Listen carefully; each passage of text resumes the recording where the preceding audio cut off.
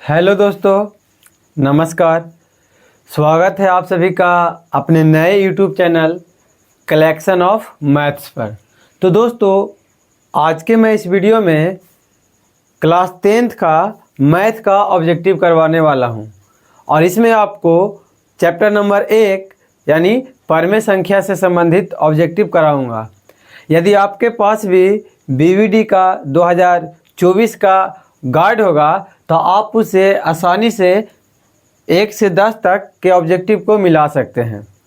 Serial bye serial है, उसमें कोई दिक्कत नहीं होगा। यदि आप इन सभी ऑब्जेक्टिव को बोर्ड एग्जाम 2024 से पहले कर लेते हैं तो निश्चित ही इससे 1 से 2 प्रश्न मिल जाएंगे। तो चलिए हम लोग वीडियो को स्टार्ट करते हैं। तो देखिए, आपका पहला नंबर प्रश्न कहता है कि यदि P और Q दो अभाज्य संख्याएं हैं तो मासा होगा। देखिए 2022 का क्वेश्चन पूछा हुआ है। आपको बता दें कि कोई भी दो अभाज्य संख्याएं होंगी और जब हम उनका HCF निकालेंगे तो HCF जो आता है हमेशा उसका कितना आएगा, तो 1 आता है। अब वो कैसे आता है जो देख लीजिए। जैसे हमने कोई अभाज्य संख्या ले लिया 5 और कोई अभाज्य संख्या ले लिया 3। अब 3 और 5 का हम निकाल लेते हैं, अब मासा निकाल लेते हैं। तो देखिए 3 5 से आप लगाइएगा तो 3 इकाई 3 बच जाएगा आपका 2।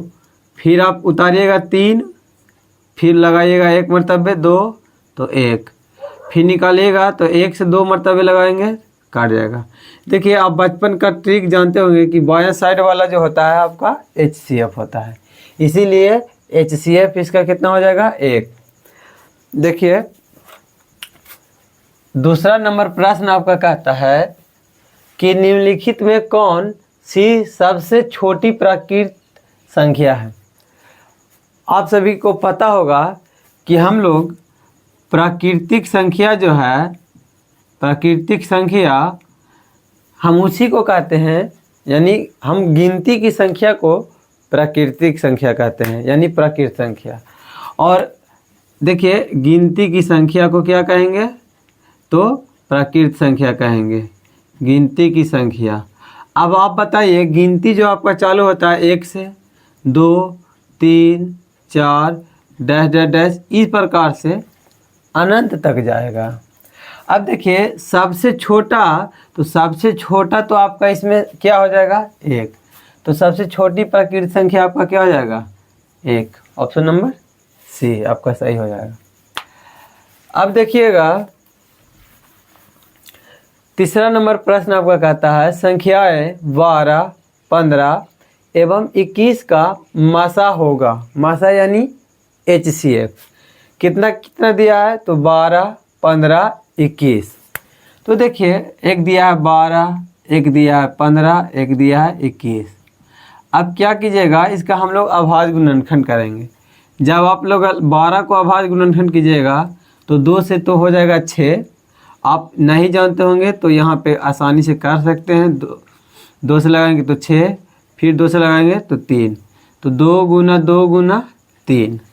अब देखिए 15 को हम लोग कैसे लिख सकते हैं, तो 15 को लिखेंगे 3 गुना 5। अब देखिए 21 को आप निकाल सकते हैं। 21 को आप निकालिएगा तो 3 से लगाइएगा, 3 से 7, तो 3 गुना 7। तो इसीलिए आपका जो HCF हो जाएगा, आपको पता होगा कि जो तीनों में मिलता है, यहाँ पे 3 डिजिट है, 3 संख्याएं हैं, तो तीनों में हम लेंगे कॉमन। यदि 2 रहेगा तो दोनों में कॉमन लेंगे। 4 संख्याएं दी गई रहेगी तो चारों में कॉमन लेंगे। तो देखिए HCF जो हम लोग जानते हैं वो जो तीनों में मिले। अब यहाँ पे देखिए 3 जो ही है वो तीनों में है, इसीलिए इसका HCF कितना हो जाएगा, 3 हो जाएगा। देखिए जो कि ऑप्शन नंबर ए में है। उम्मीद करते हैं कि आप समझ रहे होंगे। चौथा नंबर प्रश्न कहता है निम्नलिखित में से कौन यौगिक संख्या है। देखिए हम लोग भाज्य संख्या को ही यौगिक संख्या कहते हैं, और भाज्य संख्या यानी यौगिक संख्या का किसे कहेंगे, जो एक और स्वयं के अलावा भी किसी अन्य तीसरी संख्या से क्या हो जाए, कट जाए, उसी को क्या कहेंगे, यौगिक संख्या कहेंगे। अब देखिए आपका जो ऑप्शन है यहाँ पर देखिएगा 11, तो आपको पता होगा कि 11 को हम लोग और किसी से विभाजित नहीं कर सकते हैं, तो 11 आपका क्या हो जाएगा, अभाज्य संख्या हो जाएगा। ठीक है। अब देखिए 21, तो 21 को हम लोग तोड़ सकते हैं, तो 3 गुना 7 लिख सकते हैं और गुना 1 भी लिख सकते हैं। तो इसका एक से ज़्यादा गुणनखंड क्या है, 1, और स्वयं के अलावा भी इसका अन्य गुणनखंड है, इसीलिए यही आपका क्या हो जाएगा, यौगिक संख्या हो जाएगा। आप 31 का निकालिएगा तो 31 किसी से नहीं कटता है, यानी इसका कोई गुणनखंड नहीं होगा। 41 भी किसी से नहीं कटता है, यानी 41 का कोई भी गुणनखंड नहीं होगा, इसलिए हम ऑप्शन बी को सही कर रहे हैं। अब देखिए 55 नंबर प्रश्न है आपका, 18 तथा 72 का मासा है, मासा यानी HCF। अब देखिए अभी हम आपको बताए हैं, तो देखिए 18 के बात कर रहा है और 72 का बात कर रहा है, तो 18 को आप कैसे लिख सकते हैं, 2 से लगाइएगा तो 9, फिर 2 से लगाइए, 3 से लगाइएगा तो 3 तिया के 9, तो 2 गुना 3 गुना 3 लिख सकते हैं। अब 72 को इसी प्रकार से कर लीजिए, तो 72 को जब हम लगाएंगे 2 से, तो ये आपका हो जाएगा 36, फिर 2 से लगाएंगे तो ये हो जाएगा आपका 18, फिर 2 से लगाएंगे तो ये हो जाएगा आपका 9, फिर 3 से लगाएंगे तो 3, तो ये हो गया 2 गुना 2 गुना 2 गुना 2 गुना 3 गुना 3। अब देखिए यहाँ पे 2 मिल रहा है और 1 3 मिल रहा है, 1 और 3 मिल रहा है, यानी इसके इसीलिए आपका HCF जो हो जाएगा 2 गुना 3 गुना 3, यानी 3 तिया 9 और 9 दूनी 18। तो आपका आंसर जो हो जाएगा क्या हो जाएगा, ऑप्शन नंबर ए यानी 18। अब देखिए 6ठा नंबर प्रश्न आपका कहता है 64 के अभाज्य गुणनखंड में 2 का घातांक है। ये जितने भी क्वेश्चन हमने आज लिया है सभी 2022 का लिया है, सीरियल बाय सीरियल। तो देखिए यहाँ पे 64 के अभाज्य गुणनखंड में 2 का घातांक, तो सबसे पहले इस प्रकार का जब भी आपको प्रश्न मिलेगा तो आप क्या कीजिएगा, तो 64 का क्या कीजिए, अभाज्य गुणनखंड कीजिए। तो 2 से लगाएंगे तो 32 हो जाएगा आपका, फिर 2 से लगाएंगे तो 16 हो जाएगा, 2 से लगाएंगे तो 8 हो जाएगा, फिर 2 से लगाएंगे तो 4 हो जाएगा, फिर 2 से लगाएंगे तो 2 हो जाएगा। अब देखिए 64 को हम लोग लिख सकते हैं 2 गुना 2 गुना 2, 1 2 3 4 5 6 गुना 2 गुना 2, यानी 64 को हम लिख सकते हैं 2 के पावर 6। अब देखिए ऊपर घात कितना है 6, तो आपका आंसर क्या हो जाएगा, घातांक कितना हो जाएगा, 6 हो जाएगा।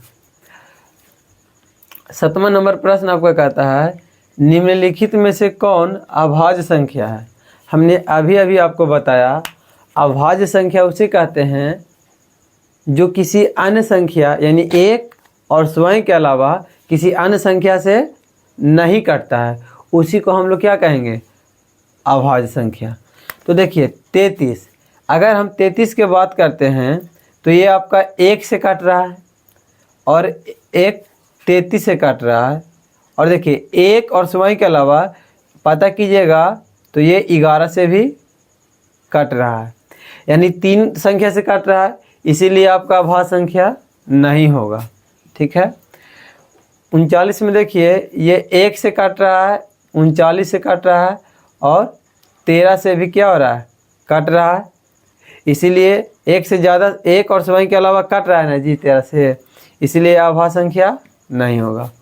38 की बात करें तो देखिए 1 से कट रहा है, 38 से कट रहा है, और देखिए काटेगा तो 19 दूनी 38 हो जाएगा, 1 और स्वयं के अलावा 19 से भी कट रहा है, इसीलिए अभाज्य संख्या नहीं होगा, यानी ऑप्शन नंबर डी ही आपका क्या हो जाएगा, सही हो जाएगा।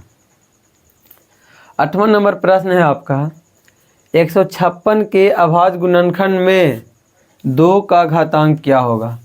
सेम छठे प्रश्न के जैसा ही है, 2 का घातांक। तो सबसे पहले आप क्या कीजिए, 156 का अभाज्य गुणनखंड निकालिए। तो देखिए जब हम 156 का अभाज्य गुणनखंड करेंगे तो 2 से लगाएंगे तो 7 दूना 14, 1 16 बन जाएगा।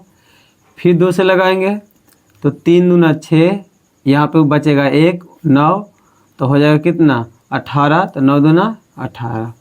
फिर 3 से लगाएंगे तो 3 इकाई 3, 3 तिया 9।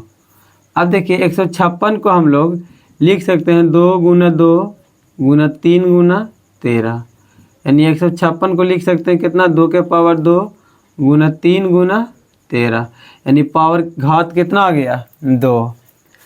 तो 156 के अभाज्य गुणनखंड में 2 का घातांक कितना हो जाएगा 2, जो कि ऑप्शन नंबर ए में है। देखिए 9वां नंबर प्रश्न आपका कहता है निम्नलिखित में कौन सा युग्म सह-अभाज्य है। देखिए जब भी सह-अभाज्य संख्या यानी युग्म पूछे तो आप उन दोनों संख्याओं का HCF निकालिए। यदि HCF 1 आ जाता है तो वे दोनों संख्याएं आपस में सह-अभाज्य संख्याएं होती है। तो देखिए ऑप्शन नंबर ए में है आपका 14 और 35, तो आप निकाल लीजिए।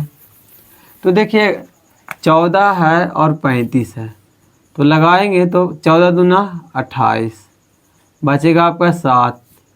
फिर लगाएंगे 14, 7 दूना के 14, कट गया। तो देखिए आपका यहाँ पे HCF कितना आ रहा है 7, जबकि हमने क्या बोला कि HCF सह-अभाज्य के लिए 1 आना चाहिए, इसीलिए आपका ये ए ऑप्शन क्या हो जाएगा गलत हो जाएगा। ऑप्शन नंबर बी अब चेक करते हैं। तो ऑप्शन नंबर बी में है आपका 18 और 25, तो 18 को 25 से HCF निकालिए। 18 माइनस करेंगे तो 15 में से 8 गया 7, ये आप कट जाएगा। फिर 18, 7 दूना 14 हो जाएगा। फिर बचेगा कितना 4, फिर 7 उतारेंगे तो 4, 3 बचेगा। फिर 4 उतारेंगे तो 1, 3 लगाएंगे तो 3 कट गया। अब देखिए यहाँ पे HCF कितना आ रहा है 1, इसीलिए हम कह सकते हैं ये दोनों संख्या आपस में क्या है युग्म सह-अभाज्य है। आप इन दोनों का भी HCF निकालिएगा तो HCF 1 नहीं आएगा। 13 और 52 है, तो देखिए जब आप क्या कीजिएगा कि 13 को 52 से लगाइएगा तो 13 चौके 52 कट जाएगा। कटने की स्थिति में आपका HCF 13 हो जाएगा। हमने बोला है कि सह-अभाज्य तभी होगा जब उसका HCF 1 आएगा। अब देखिए 21 और 84 का लगाइएगा तो 21 में 84 से तो 21 चौके 84 कट जाएगा, इसलिए HCF 21 आ रहा है, इसीलिए यह आंसर नहीं होगा। तो ये नहीं हुआ, ये नहीं हुआ, आपका ऑप्शन नंबर क्या हो जाएगा बी सही हो जाएगा। फिर 10वां नंबर प्रश्न आपका कहता है √12 का परमेयीकरण गुणांक है। तो देखिए सबसे पहले इस प्रश्न में आप क्या कीजिएगा, तो देखिए √12 को हम लोग लिख सकते हैं √4 गुना 3, कोई दिक्कत नहीं है। अब आपको पता होगा कि 4 का वर्गमूल देखिए 2 के पावर 2 लिख सकते हैं गुना 3, तो 2 बाहर निकल जाएगा √3। तो यहाँ पे देखिए परमेयीकरण गुणांक है कितना, गुणांक यानी गुना में, तो √3। तो आपका ऑप्शन नंबर ए क्या हो जाएगा सही हो जाएगा। तो दोस्तों यदि वीडियो अच्छा लगा हो तो लाइक करें, सब्सक्राइब करें, और हमारे जितने भी भाई बहन बिहार बोर्ड 2024 का तैयारी कर रहे हैं उन लोगों तक ये वीडियो पहुंचाने का काम करें। यदि आप भी इस तरह का वीडियो डेली चाहते हैं तो आप हमारे चैनल को ज़रूर सब्सक्राइब कीजिए। फिर मिलेंगे हम अगले वीडियो में। थैंक यू, जय हिंद, जय भारत।